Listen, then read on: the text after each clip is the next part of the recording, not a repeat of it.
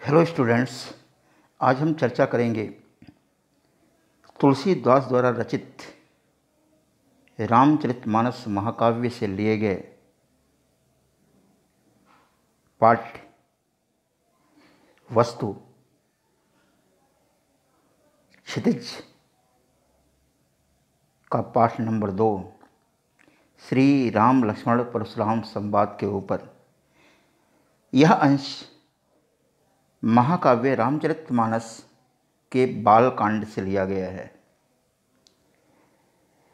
वर्षों से राजा जनक के दरबार में रखा हुआ शिव का धनुष, जो परशुराम द्वारा रखा गया था, सीता स्वयंवर की प्रतिज्ञा के अनुसार, की शर्त के अनुसार, वह धनुष जब राम द्वारा तोड़ दिया गया तो उस धनुष के टूटने से एक जोर की ध्वनि हुई जो आकाश मंडल में गूंज गई। परशुराम ने उस तड़कती हुई आवाज को सुना। बिजली की सी कौंध दिखाई दी, तड़तड़ाहट की आवाज हुई। उस आवाज को सुनकर के परशुराम को यह आभास हो गया कि निश्चित रूप से यह परशुराम का धनुष है जो किसी प्रकार से खंडित हो गया है। उस ध्वनि को सुनने के बाद वो सीधे राजा जनक के दरबार में आए और उपस्थित लोगों से प्रश्न किया कि इस धनुष को किसने तोड़ा। राम ने बड़ी विनम्रता से खड़े होकर के, हाथ जोड़ करके परशुराम के सामने निवेदनपूर्ण भाषा में, विनम्र भाषा में यह वक्तव्य कहे। शुरुआत होती है चौपाई से। नाथ संबोधन भंजनिहारा हुई है क्यों एक दास तुम्हारा। हे स्वामी, इस शंकर के धनुष को तोड़ने वाला कोई आपका सेवक ही होगा। राम ने परशुराम से बड़ी विनम्रता से ये वक्तव्य कहे। आयुष काह कहिए किन मोही, मेरे लिए आपकी क्या आज्ञा है। आप मुझसे कहते क्यों नहीं, किन मोही कहते क्यों नहीं मुझसे। सुन रिसाई बोले मुनि को ही। यह सुनकर क्रोधी मुनि नाराज होकर के बोले, सेवक सोज करे सेवकाई, अरि करनी करी करी लड़ाई। सेवक वह है जो सेवा का कार्य करे, शत्रु का काम करके तो लड़ाई ही करनी चाहिए। शत्रु का अरि करनी करी करी लड़ाई, और जो अरि का कार्य करता है उससे तो लड़ना ही पड़ता है, उससे तो युद्ध करना ही पड़ता है। सुनहु राम जय शिवधन तोरा, सहस बाहु सम शोरिप मोरा।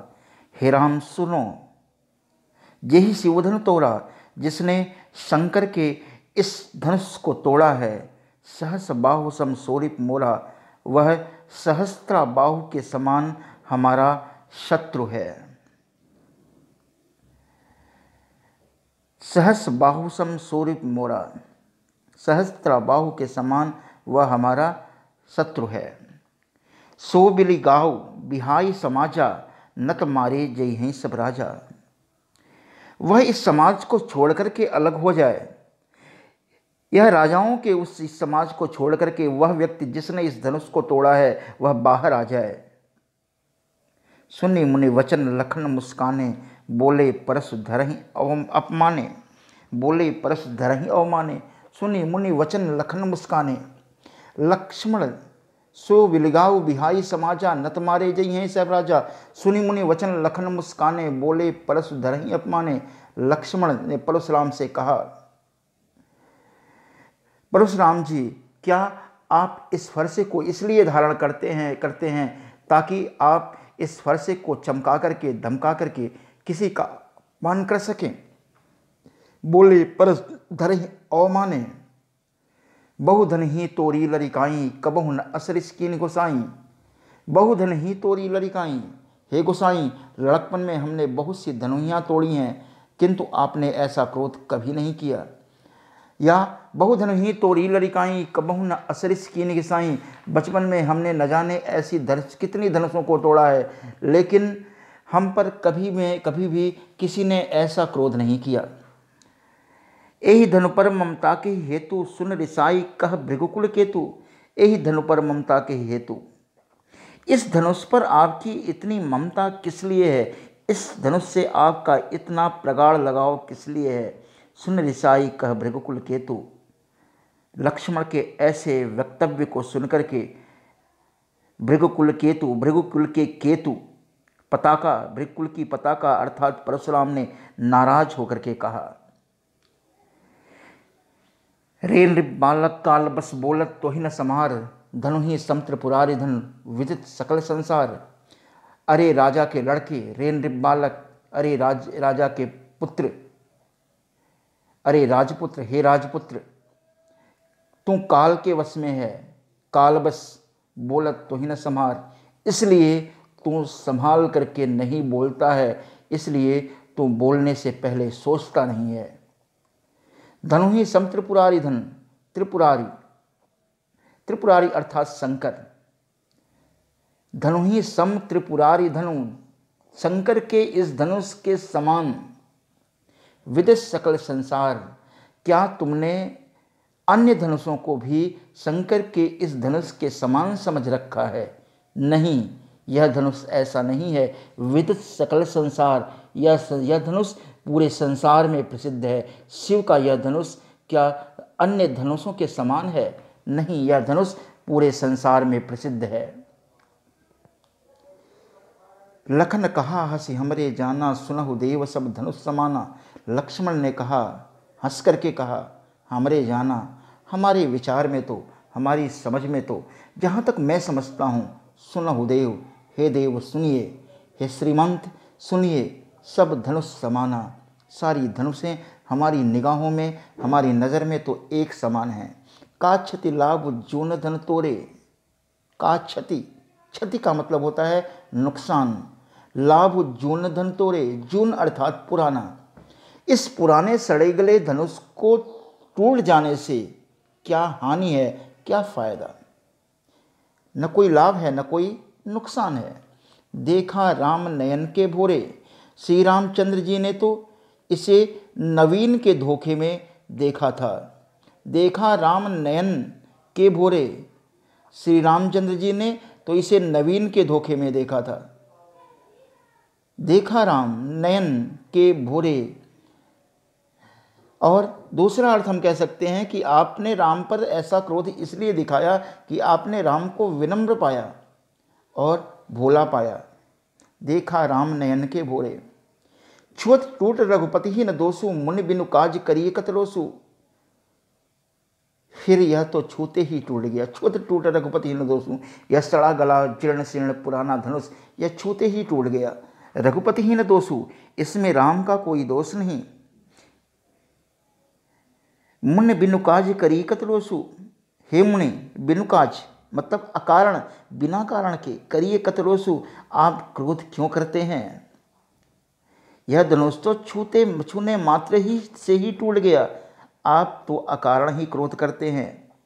बोले चितई परसु की ओरा, रे सठ सुने उस स्वभाव न मोरा। लक्ष्मण की बातों को सुनने के बाद परशुराम ने फिर कहा, बोले चितई परसु की ओरा, अपने फरसे की ओर देखते हुए कहा, रे सठ सुने उस स्वभाव न मोरा। रे सठ, सठ अर्थात दुष्ट, सुने ही, तुमने शायद नहीं सुना, स्वभाव न मोरा, हमारी प्रकृति के बारे में, हमारे स्वभाव के बारे में शायद तुझे पता नहीं है, तूने मेरा स्वभाव नहीं सुना। बालक बोली बधई नहीं तोही, केवल मुनिजड़ जानहि मोही। बालक बोली बधऊ नहीं तोही, मैं तुझे बालक जान करके नहीं मारता, मैं तुझे बालक जान करके तेरी हत्या नहीं करता, तेरा वध नहीं करता। केवल मुनिजड़ जानहि मोही, तुमने तो मुझे साधारण सा मुनि समझ रखा है। बाल ब्रह्मचारी अति कोही, मैं बाल ब्रह्मचारी हूँ और जन्म से बाल ब्रह्मचारी हूँ और अत्यधिक क्रोधी हूँ और अत्यधिक क्रोधी भी हूँ।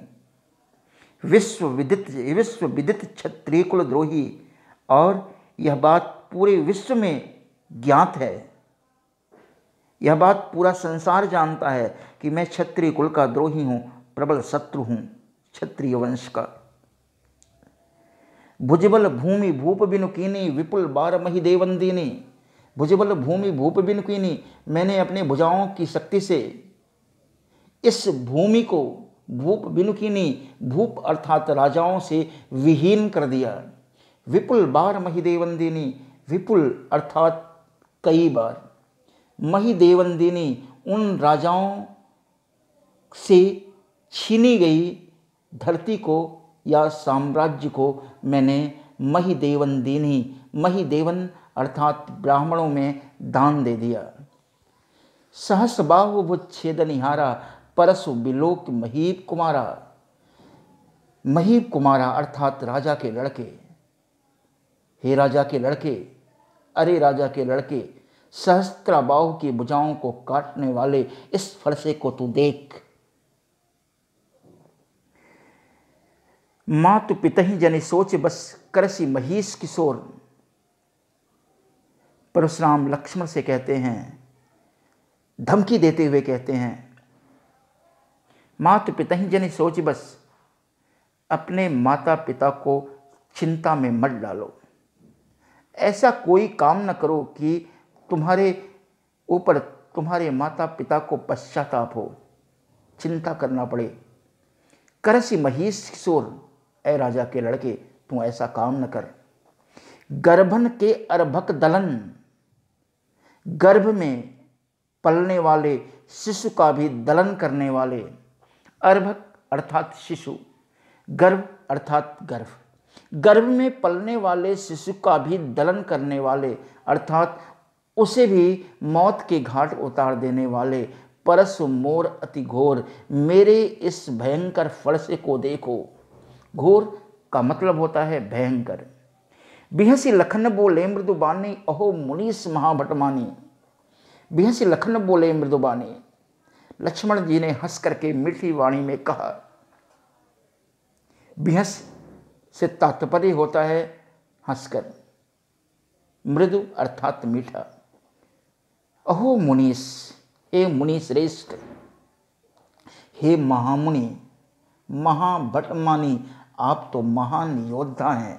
भटमानी, आप तो महान सम्मानित योद्धा हैं, मानी योद्धा हैं। पुनि पुनि अर्थात बार बार, मोहि मुझे दिखाव कुठारू, आप बार बार मुझे यह कुल्हाड़ा दिखाते हैं या फरसा दिखाते हैं। चहत उरावनी फूंक पहाड़ू, क्या आप चाहते हैं, क्या आप सोचते हैं, यह फरसा जो आप बार बार मुझे दिखाते हैं, क्या आप सोच रहे हैं कि आपके फूंकने से ये पहाड़ उड़ जाएंगे? हम पहाड़ आपके फूंकने से उड़ जाएंगे। यहाँ कुम्हड़ बतिया को नाही, जे तर्जनी देखी मर जाएं। तर्जनी अंगूठे के बगल की उंगली को तर्जनी कहते हैं। यहाँ कुम्हड़ बतिया को नाही, कुम्हड़ बतिया, बतिया अर्थात छोटा फल। फूल के बाद जब छोटा फल लगता है तो उसे बतिया कहते हैं। यहाँ कुम्हड़ बतिया को नहीं, यहाँ कुम्हड़े की कोई बतिया नहीं है। जे तर्जनी देखी मर जाएं, जो आपकी तर्जनी को देखने से मर जाएगा। हम आपकी बार बार उंगली दिखाने से, हम आपकी बार बार दी जाने वाली धमकियों से डरते नहीं हैं। हम कोई कुम्हड़े की बतिया नहीं हैं, हम कुम्हड़े का कोई छोटा फल नहीं है जो आपकी उंगली दिखाने से मुरझा जाए। यहाँ कोई कुम्हड़े की बतिया नहीं है जो तर्जनी की उंगली से देखने से मर जाती है। देख कुठार उस सरासन बाना, मैं कछु कहा सहित अभिमाना। कुठार धनुष बाण, सरासन का मतलब होता है सर, सरासन का मतलब धनुष होता है। बाना का मतलब वेशभूषा, वेशभूषा बाना। आपकी वेशभूषा को देख करके, आपके पास धनुष बाण को देख करके, आपके हाथ में कुठार देख करके, मैं कछु कहा सहित अभिमाना, मैंने कुछ अभिमान सहित कहा था, मैंने अभिमान में आकर के कुछ कहा था। धनुष बाण देखकर ही मैंने कुछ अभिमान से आपसे कहा था, आपसे मैंने कुछ अलग ढंग से बातें की थी। आपके वीर वेश को देख करके आपसे मैंने वीरतापूर्ण वार्तालाप किया था। भृगुसुत समझ जनेऊ बिलोकी, जो कछु कहूँ सहूँ ऋषरो की।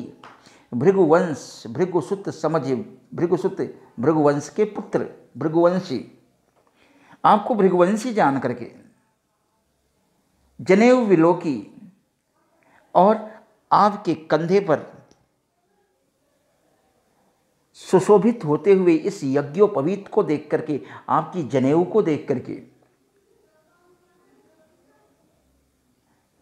उसे मैं क्रोध को रोक कर सह लेता हूं।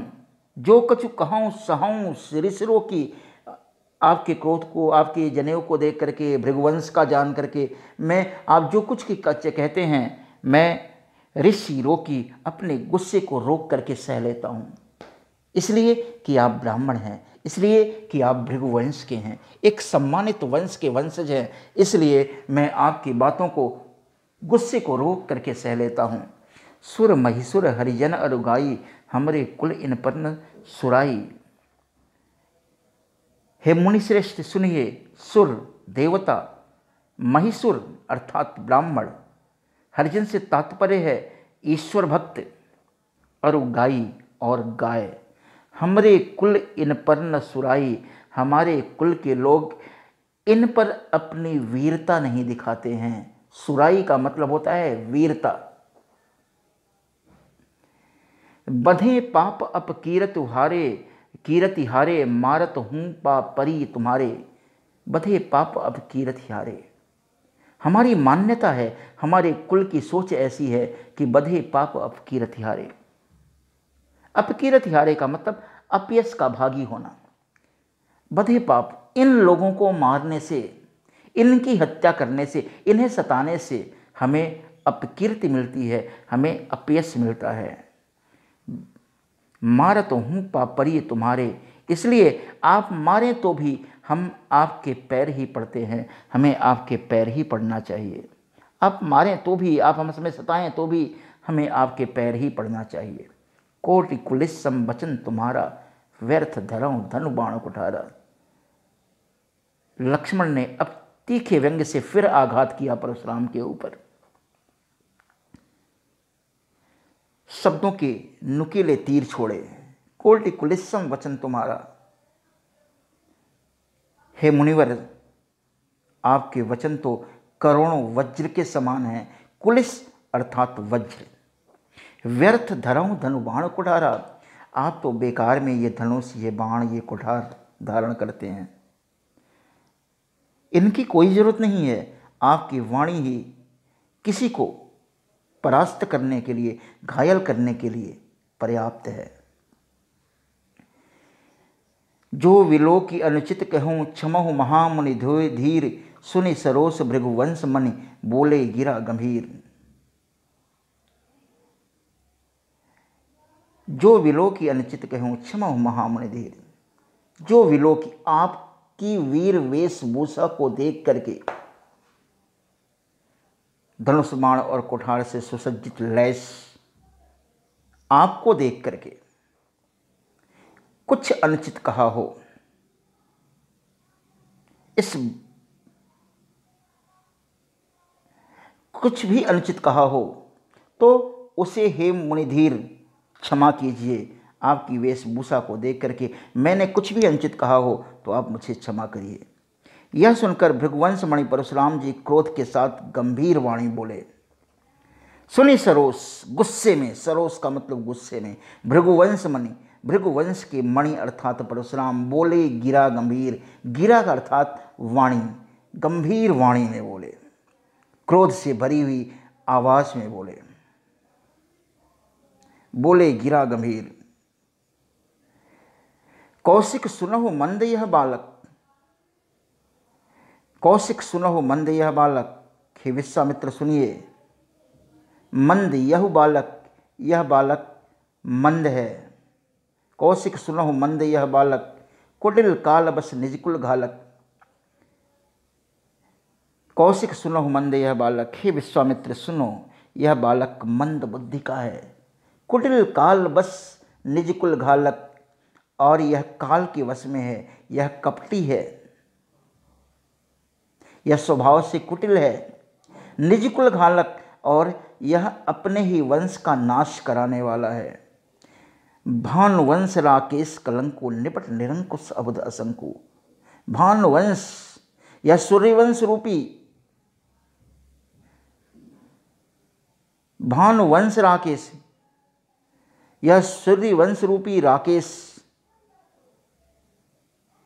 कलंको, यद्यपि इसने भानुवंश में जन्म लिया है, लेकिन यह राकेश की तरह, चंद्रमा की तरह अपने कुल को कलंकित करने वाला है। निपट निरंकुश अबुध असंकु, निपट से तात्पर्य है अत्यधिक, निरंकुश यह अत्यधिक उद्दंड बालक है, अबुध है, अज्ञानी है, असंकु है और जरूरत से ज्यादा निडर है। काल कवल हुई ही छन माही, कहूँ पुकारी खोरी मोहि नाही, काल कवल हुई ही छन माही, क्षण मात्र में यह काल का कलेवा हो जाएगा, काल का ग्रास हो जाएगा। कहूँ पुकारी खोरी मोहि नाही, मैं पुकार करके सबसे कह देता हूँ, बाद में मुझे कोई अपराध न देगा, मुझे मेरा कोई दोष न देगा। खोरी का मतलब दोष। तुम हटकहूँ जो चहूँ उबारा, कही प्रताप बल रोष हमारा। तुम हटकहूँ, यदि तुम इसे बचाना चाहते हो, हटकहूँ मतलब बालक, यदि तुम इस बालक को बचाना चाहते हो, उबारा अर्थात बचाना। हे विश्वामित्र, यदि आप इस बालक को बचाना चाहते हैं, कही प्रताप बल रोष हमारा, इसे हमारा प्रताप बता दीजिए, हमारा पराक्रम बता दीजिए, हमारा बल बता दीजिए, अर्थात हमारी शक्ति बता दीजिए और हमारे क्रोध के बारे में बता दीजिए।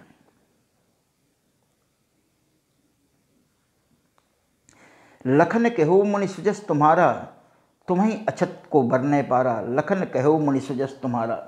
लक्ष्मण ने फिर कहा, मुनि सुजस तुम्हारा, हे मुनि आपके इस सुयस को, इस कीर्ति को कौन नहीं जानता। तुम्हें अछत को बरने पारा, आपकी कीर्ति का वर्णन आपके सिवाय कौन कर सकता है। अपने मुँह तुम आपन करनी, बार अनेक भांति बहुबरनी। अपने ही मुँह से आपने अनेक अनेक प्रकार से अपनी ही तारीफ की। कौन कर सकता है आपका इतना सुंदर वर्णन, आपकी कीर्ति का इतना सुंदर यशगान कौन कर सकता है। नहीं संतोष तो पुनिकच कहू, जनि ऋषि रो की दुसह दुख सहू। नहीं संतोष तो पुनिकच कहू, यदि इतने पर भी संतोष न हो, जनि ऋषि रो की दुसह दुख सहू। नहीं संतोष तो पुनिकच कहू, इतने पर भी आपको यदि संतोष न हो तो फिर और कुछ कहिए। जनि ऋषि रो की दुसह दुख सहू, और अपने क्रोध को रोक करके दुसह दुख को मत सहिए, असहनीय पीड़ा को मत झेलिए। वीरव्रती तुम धीर अक्षोभा, गारी देत न पावत शोभा। आप वीरता का व्रत धारण करने वाले हैं, आप वीरव्रती हैं, संकल्पवान वीर हैं। तुम धीर अक्षोभा, और आप धैर्यवान हैं, क्षोभ रहित हैं, छल रहित हैं। गारी देत न पावत शोभा, गाली देते हुए, अपशब्द कहते हुए आप शोभा नहीं पाते हैं। गारी देत न पावत शोभा। सूर समर कर नी करहीं, कहीं न जना वहीं आप। विद्यमान रन पाई कायर कथई प्रलाप। सूर समर कर नी करहीं, जो सूरवीर होता है, जो योद्धा होता है, समर अर्थात युद्ध भूमि में, युद्ध में, करनी करहीं, वह अपना काम करता है, अपनी वीरता प्रदर्शित करता है। कहीं न जना वहीं आप, कह करके अपनी वीरता का वर्णन नहीं करता, अपनी वीरता का बखान नहीं करता। विद्यमान रन पाई रिपु कायर कथई प्रलाप। और विद्यमान रन पाई रिपु, युद्ध को सामने उपस्थित हुआ पाकर के, रिपु शत्रु को युद्ध भूमि में अपने सामने उपस्थित पाकर के, कायर कथई प्रलाप, कायर व्यक्ति केवल प्रलाप, केवल प्रताप, अपने बल की, अपने पराक्रम की ड्रींग हाँकता है। कायर कथई प्रलाप। तुम तो काल हाँक जन लावा, बार बार मोहि लागी बुलावा। तुम तो काल हाँक जन लावा, आप तो मानो काल को हाँक लगाकर बार बार उसे मेरे लिए बुलाते हैं। तुम तो काल हाँक जन लावा, मानो आपने काल को अपने आदेश पर, मानो आपके आदेश पर मृत्यु चलती है, मानो मृत्यु आपका आदेश लेकर के चलती है। बार बार मोहि लागी बुलावा, और बार बार आप उसे मेरे लिए बुलाते हैं, बार बार आप मुझे उस मृत्यु की धमकी देती हैं, जैसे मृत्यु आपके आदेश पर कार्य करती है। सुनत लखन के वचन कठोरा, परस सुधारी धर्यो कर घोरा। लक्ष्मण के कठोर व्यंग्यपूर्ण वचनों को सुनकर के परस सुधारी धर्यो कर घोरा, लक्ष्मण ने अपने फरसे को फिर से अपने हाथ में संभाल करके रख लिया। परशुराम ने अपने फरसे को फिर से खींच लिया। अब जनि देई दोष मोहि लोगु, कटु बाधी बालक बध जोगु। अब जनि देई दोष मोहि लोगु, अब कोई हमें दोष न दे। परशुराम ने कहा अब कोई मुझे दोष न दे। कटुबादी बालक बध जोगु, यह कड़वे वचन बोलने वाला बालक निश्चित रूप से वध के योग्य है, मारे जाने योग्य है। बाल बिलो की बहुत मैं बाँचा, इसे बालक देख करके, बालक जान करके बहुत मैं बाँचा, मैंने इसे बहुत बचाया, बहुत इसकी रक्षा की। अब यह मरनी हार भा साचा, अब यह निश्चित रूप से, यह सचमुच ही अब मरने को ही आ गया है। अब यह निश्चित रूप से ही मृत्युदंड का भागी हो गया है। कौशिक कहा क्षमी अपराधु, बाल दोष गुण गनहि न साधु। विश्वामित्र ने परशुराम को अत्यधिक क्रोध में देख करके कहा, कौशिक कहा क्षमी अपराधु। विश्वामित्र ने कहा कि आप इस बालक के अपराध को क्षमा करें। बाल गो दोष गुण गनहि न साधु।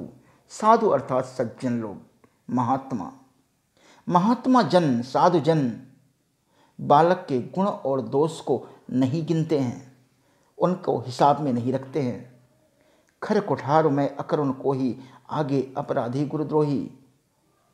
तीखी धार वाला मेरा यह कुठार, ऊपर से मैं निर्दयी अकरुण, और उसके ऊपर भी मेरा क्रोधी स्वभाव। इतना सब कुछ होने के बावजूद भी मेरा क्रोधी स्वभाव, मेरी निर्दयी हृदय दशा और मेरे हाथों में यह तीखा धारदार फरसा, और आगे अपराधी गुरुद्रोही, और यह गुरुद्रोही और अपराधी हमारे सामने खड़ा है। इसे मैं मौत के घाट में उतार दूं। उत्तर दे तो छोड़े बिन मारे, यह मेरी बातों का जवाब दे रहा है। इतने पर भी छोड़े बिन मारे, मैं इसे मारे बिना छोड़ देता हूं। केवल कौशिक शील तुम्हारे, वह केवल इसलिए कि हे विश्वामित्र, वह आपका बड़प्पन है, आपकी विनम्रता है। इस वजह से ही मैं इस बालक को मारे बिना छोड़ देता हूं, इसका वध नहीं करता। नत एहि काटि कुठार कठोरे, गुरुण गुरुहि उरिन हो तेउ श्रम थोरे। नत एहि काटि कुठार कठोरे, नहीं तो अगर आपका बड़प्पन न होता, आपकी विनम्रता न होती, मेरे लिए आपका संकोच न होता, तो इसे यही काटी कुठार कठोरे, इस कठोर कुठार से इसे मैं काट डालता। गुरु ही उरिन होते उश्रम थोड़े, और अपने गुरु की दक्षिणा, गुरु दक्षिणा दे देता। इसे मौत के घाट उतार करके अपने गुरु को दक्षिणा दे देता, अपने गुरु के ऋण से उलड़ हो जाता। गादि सुन कह हृदय हसी, मुनि हरियर हरियरई सूझ। आय में खाड़ न ऊख में, अजहु न बूझ अबूझ। विश्वामित्र ने हंस करके कहा, गाधि सुनो। गाधि अर्थात विश्वामित्र के पिता, सुन। विश्वामित्र ने हंस करके कहा, हृदय हंसी, अपने हृदय में ही हंस करके कहा, मुनि को हरा ही हरा सूझ रहा है। अर्थात सर्वत्र विजयी होने के कारण ही ये श्री राम लक्ष्मण को भी साधारण क्षत्रिय ही समझ रहे हैं। मुनि को हर जगह हरा ही हरा दिखाई दे रहा है। जैसे इन्होंने अन्य क्षत्रियों का वध किया था, उनसे उनके साम्राज्य को छीन लिया था, परशुराम को अब भी राम लक्ष्मण ही उन्हें वैसे ही समझ में आ रहे हैं, वैसे ही दिखाई दे रहे हैं। इसलिए यहाँ पर कहा गया है, मुनि हरिहरे सूझ। मुनि को हरा ही हरा दिखाई दे रहा है। अयमे खाड़ न ऊख में, किंतु यह लोहमयी केवल फौलाद की बनी हुई खांड है। अयमय खांड न ऊख में, किंतु यह लोहमयी खांड है, ऊख की खांड नहीं है। लेकिन ये बच्चे अयमय खांड, ये बच्चे लोहे के बने हुए खांडे हैं। ये भी बच्चे किसी से कम नहीं है, न ऊख में, यह ईख के समान नहीं है, ये गन्ने के समान नहीं है कि पल भर में काट छाड़ दिए जाएं। अजह न बूझ अबूझ, इस अज्ञानी मुनि को अब भी ज्ञान नहीं हुआ, इनके प्रभाव की समझ इन्हें अब भी नहीं हुई, ये तो अज्ञानी ही रह गए। कहो लखन मुनि शील तुम्हारा, को नहीं जान विदित संसारा। लक्ष्मण ने फिर कहा, कहो लखन मुनि शील तुम्हारा, हे मुनि आपकी विनम्रता को कौन नहीं जानता। विदित संसारा, आपकी विनम्रता तो पूरे संसार में प्रसिद्ध है, आपकी सादगी तो पूरे संसार में प्रसिद्ध है। मात ही पिता उरिनभय नीके, गुरुऋण रहा सोच बड़ जी के। एक बार अपने पिता जमदग्नि के कहने पर परशुराम ने अपनी मां रेणुका का सर उनके धड़ से अलग कर दिया था, मतलब उनकी गर्दन काट दी थी। मात ही पिता ही उरिनभय नीके, उसी ऋण की बात याद दिलाते हुए लक्ष्मण व्यंग करते हैं परशुराम के ऊपर कि आप माता पिता के ऋण से तो भली प्रकार उर्ण हो गए, आपने तो अपनी मां की गर्दन ही काट दी। मां के ऋण से उर्ण हो गए, पिता के ऋण से उर्ण हो गए। गुरु ऋण रहा सोच बड़ जी के। और अब आपके मन पर एक भारी बोझ और पड़ा हुआ है, वह गुरु का ऋण है। उसे भी जैसे तैसे आप चुका ही देंगे। जब आपने अपने मां का ऋण चुका दिया तो गुरु का ऋण कौन सी बड़ी बात है। सो जनु हमारे ही माथे काढ़ा, वह मानो हमारे ही माथे कढ़ा था। वह जानो, वह लगता है कि मेरे ही द्वारा चुकाया जाएगा। दिन चली गए ब्याज बढ़ बाढ़ा, बहुत दिन बीत गया, काफी दिन बीत गया। उस ऋण का ब्याज भी बढ़ गया होगा, गुरु के ऋण का ब्याज भी बढ़ गया होगा। अब आनिए ब्योहरिया बोली, तुरंत देव में थैली खोली। अब किसी ब्योहरिया को बुलाइए, किसी हिसाब किताब करने वाले को बुलाइए, तो मैं तुरंत थैली खोल करके दे दूं, तो मैं तुरंत उसके सामने अपने खजाने खोल करके रख दूं, ताकि वह गुरु के ऋण का हिसाब किताब कर सके। सुनी कटु वचन कुठार सुधारा, हाय हाय सब सभा पुकारा। लक्ष्मण जी के कड़वे वचन को सुनकर परशुराम ने कुठार संभाला। परशुराम ने अपने फरसे को फिर से खींचा। सारी सभा हाय हाय कह करके पुकार उठी। सारी सभा ने लक्ष्मण को बचाने के लिए हाय हाय शब्द का उद्घोष किया। हाय हाय सब सभा पुकारा। सभी सभा के लोग, उपस्थित लोग, राजागण, सभासद, राजा, महात्मागण, सभी ने हाय हाय कह करके लक्ष्मण की रक्षा के लिए, परशुराम से लक्ष्मण को बचाने के लिए हाय हाय कह करके परशुराम को रोकने की कोशिश की। भृगुवर परसु दिखावो मोहि, विप्र विचार बचौ नृपदोहि। लक्ष्मण जी ने फिर परशुराम से कहा, हे भृगु श्रेष्ठ भृगुवर। भृगुवर का मतलब भृगु वंश में जो श्रेष्ठतम व्यक्ति थे परशुराम, उनके लिए प्रयोग किया गया। परसु दिखावो मोहि, आप मुझे फरसा दिखा रहे हैं, आप मुझे फरसा दिखा रहे हैं। पर हे राजाओं के शत्रु विप्र नृपद्रोही, राजाओं के शत्रु, पर हे राजाओं के शत्रु विप्र विचार बचौ नृपद्रोही। मैं ब्राह्मण जान करके आपको बचा रहा हूं। हे राजाओं के शत्रु, मैं आपको ब्राह्मण जान करके आपको अब तक मैं बचा रहा हूं। मिले न कबहु सुभट रन गाढ़े, द्विज देवता धरन के बाढ़े। आपको कभी रणधीर बलवान वीर नहीं मिले, लगता है मिले न कबहु सुबट रनखाड़े। आपको भयंकर युद्ध में किसी पराक्रमी वीर योद्धा से लगता है आपका पाला नहीं पड़ा।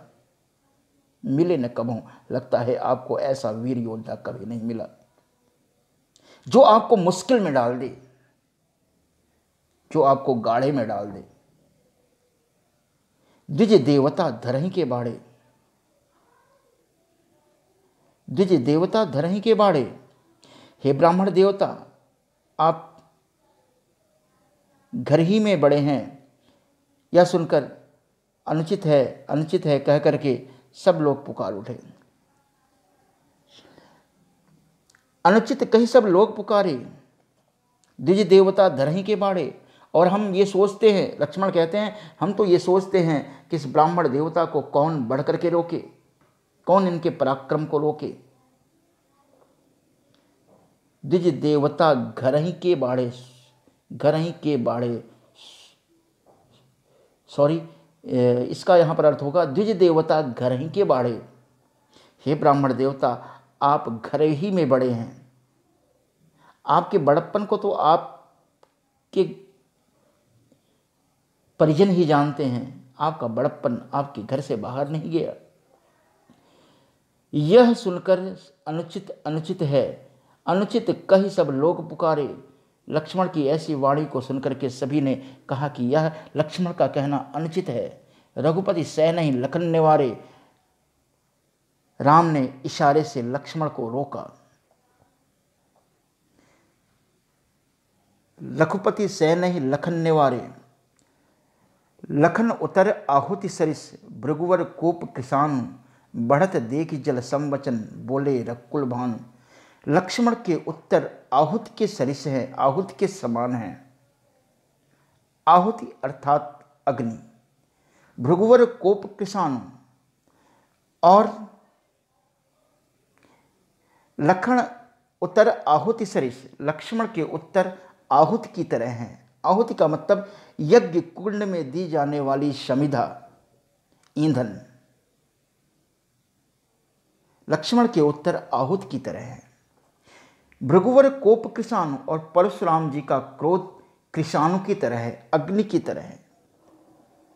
बढ़त देख जल संवचन, परशुराम के क्रोध को और भी अधिक बढ़ता हुआ देख करके लक्ष्मण के व्यंग्यपूर्ण वार्तालाप के द्वारा परशुराम के क्रोधाग्नि को और अधिक बढ़ता हुआ देख करके